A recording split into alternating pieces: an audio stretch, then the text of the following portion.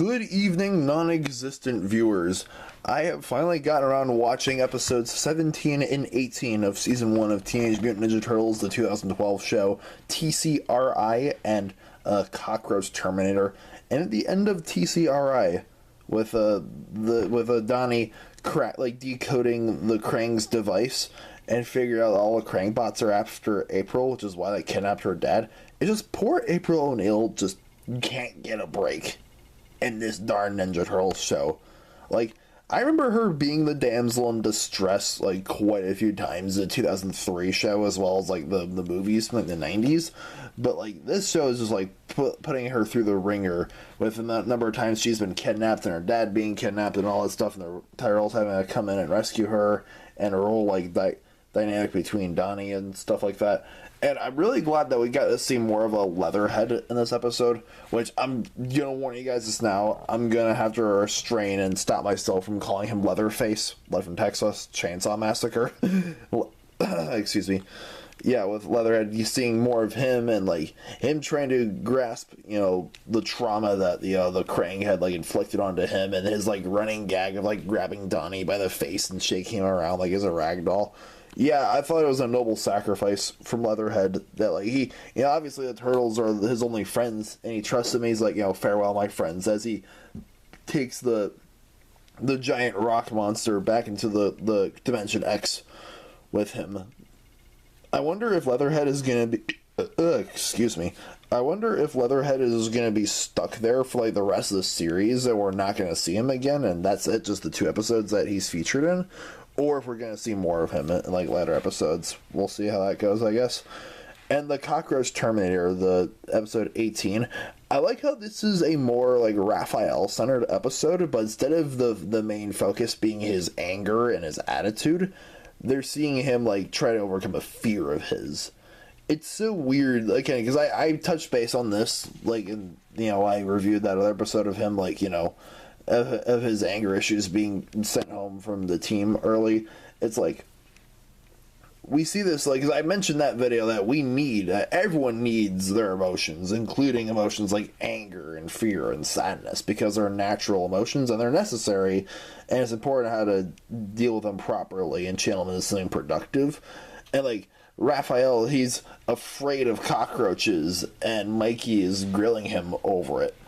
And, like, throughout the episode, we see this mutant cockroach going from being, you know, like, Donnie's spy with the camera being mounted on its back, and him, like, getting mutated and become this horrific, like, cockroach monster. We also see, if I remember is correct, we see the first instance of Raphael riding a motorcycle. It appears from under the Shell Razor, which is awesome, because I had that toy motorcycle from the 2003 show as, like, part of my little action figure collection when I was a kid.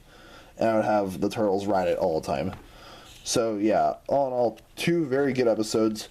And as promised in my community tab that I, like, in my community post that I made back on Saturday, that I finally got around to starting to read Lost Years from the Last Ronin. This is, like, the sequel and the prequel to the iconic Last Ronin graphic novel. And it's picking up from where, like, that last novel left off. As well as, like, because, okay, here's your spoiler warning for those of you who haven't read either the Last Ronin graphic novels. This is, going to be the first impressions portion of this video. Because you guys who have read the Last Ronin, the graphic novel, that one ends with Michelangelo, you know, dying in front of April O'Neil and her daughter, and, like, Casey Marie Jones, April O'Neil's daughter, takes up these 4 new turtles and raises them as her own ninjutsu, right? And this book basically jumps back and forth between, like, these 4 new turtles, them essentially being, like, hatchlings, right?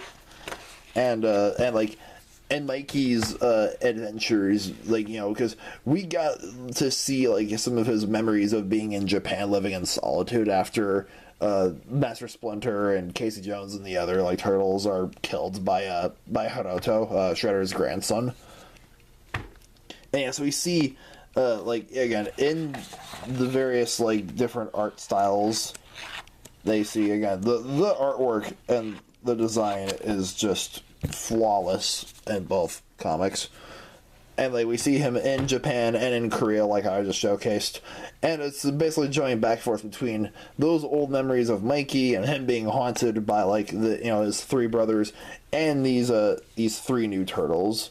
I mean, these four new turtles being raised by Casey Marie and April O'Neil. It's so weird, like, seeing April as, like, an older lady in these comics, while in the 2012 show she's still a teenager. It's just like, again, it's seeing her and the turtles themselves, like, growing up with the fans throughout the decades. It's always been such a treat.